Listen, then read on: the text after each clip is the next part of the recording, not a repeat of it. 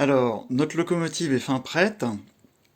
Nous disposons de tous les accessoires commandés en Angleterre.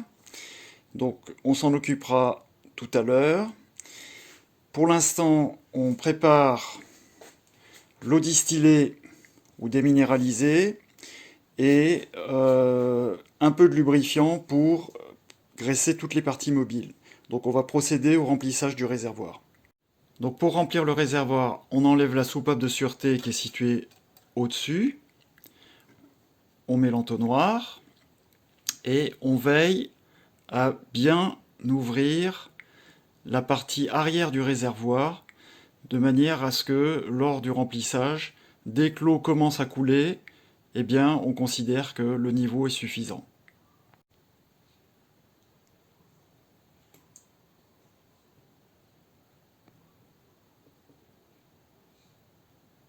On aperçoit le niveau de l'eau juste au bord de l'orifice et ensuite on ferme avec cette vis en serrant fermement.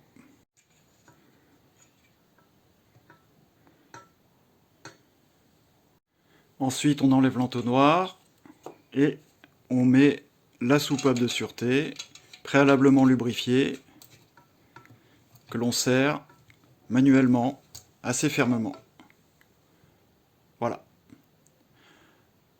Ensuite, on lubrifie abondamment toutes les pièces en mouvement. Donc le sifflet, voilà, que l'on va manœuvrer pour s'assurer que le lubrifiant coule bien à l'intérieur. Les paliers du volant d'inertie, ici, voilà, comme ceci. Et la bielle,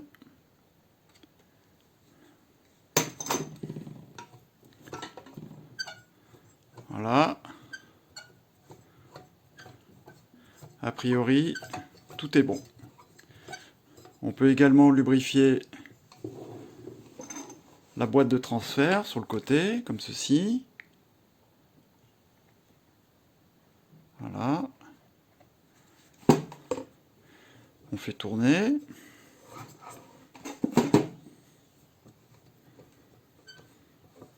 Voilà.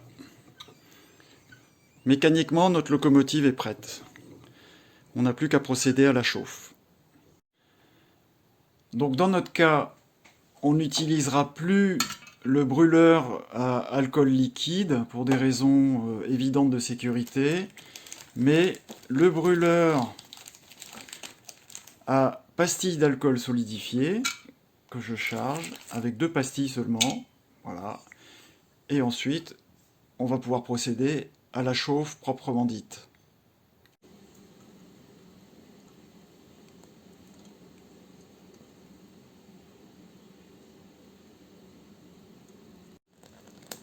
Voilà, nos pastilles d'alcool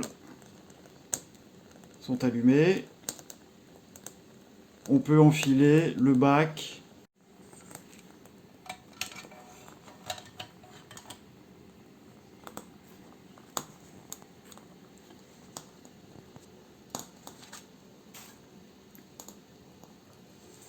Donc la chauffe démarre. On peut préalablement chauffer l'eau déminéralisée à la bouilloire et remplir le réservoir pour gagner du temps. Et également des pastilles d'alcool solidifié. On vérifie que ça chauffe bien en mettant la main au-dessus.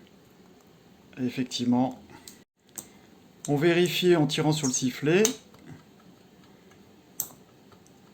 qu'il n'y a pas de mise sous pression. C'est pas encore le cas. Ça chauffe depuis 2 minutes environ. Donc, la chaudière est sous pression.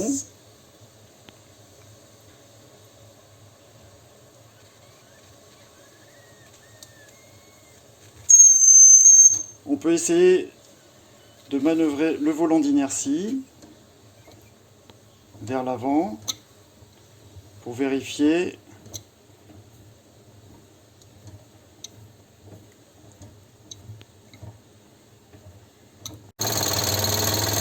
voilà.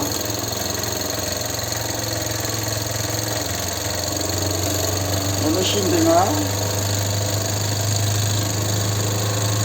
On se met au point mort et on passe en marche arrière en faisant tourner le volant d'inertie dans l'autre sens, comme ceci.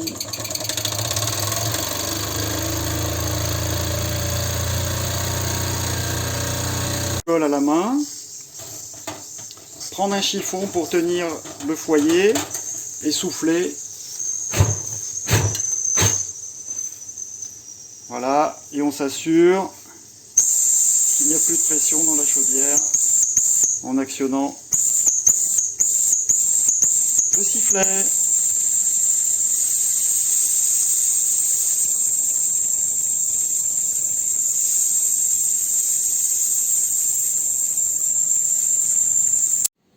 Alors ce qui est très important, c'est d'éviter de faire des essais sur des surfaces en plastique ou en bois. Il vaut mieux faire ça sur du ciment en extérieur. Voici le résultat. Pareillement, quand on en a terminé, qu'on a ôté le foyer avec les pastilles d'alcool solidifié, je rappelle avec un petit bout de chiffon ici, au bout de la languette, on ne touche surtout pas aux parties métalliques.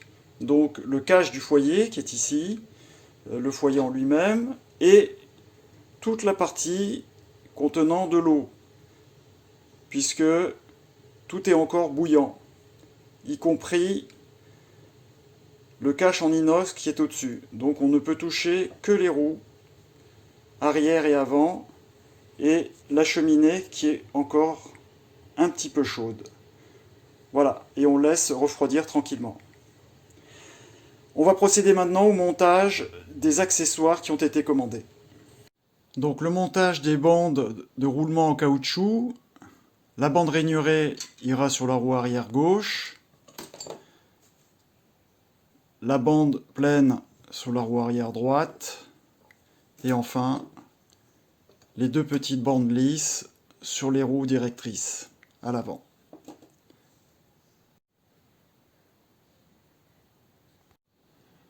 Voilà, la bande de roulement arrière gauche.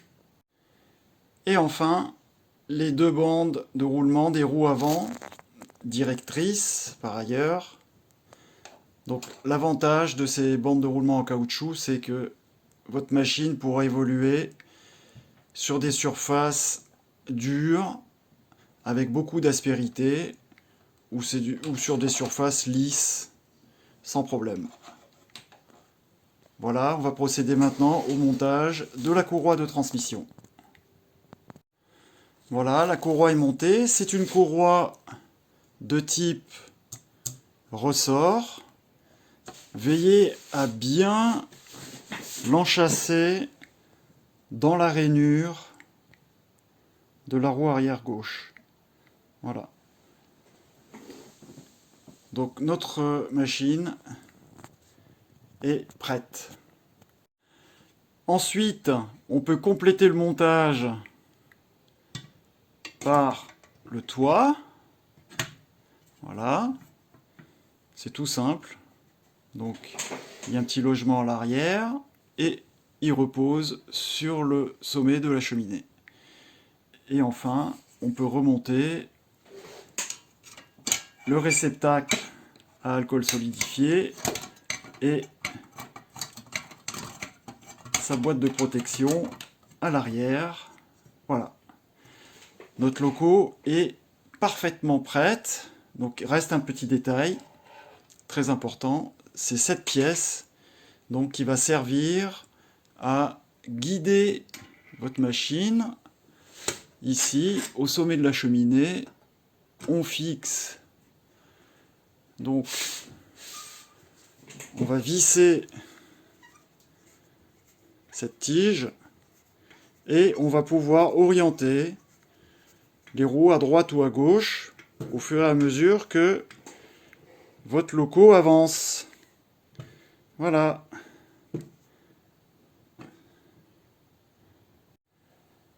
Donc, notre magnifique locomotive est fin prête. Je propose que nous allions faire un essai en extérieur. Donc voilà, le niveau d'eau a été refait. On va pouvoir mettre en chauffe et faire nos premiers essais.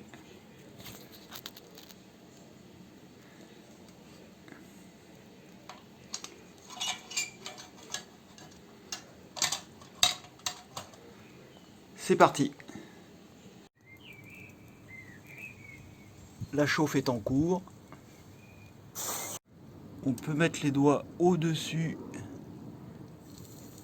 du cache en inox et on s'aperçoit que c'est très chaud.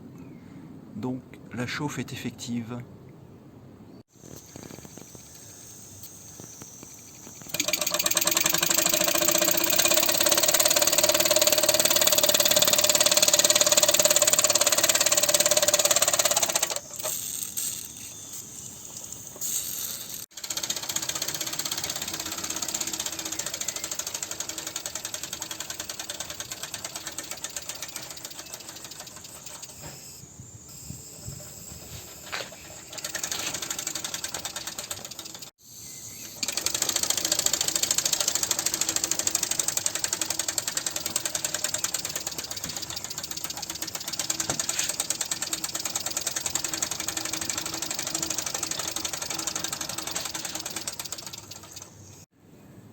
Alors en conclusion, l'alcool liquide est beaucoup plus efficace que l'alcool solide. Il faudra préalablement chauffer l'eau avant de remplir le réservoir et faire un essai sur une surface lisse et cimentée de préférence. J'ai l'impression que les roues sont un petit peu trop abrasives et donc la loco n'a pas assez de puissance pour pouvoir avancer correctement.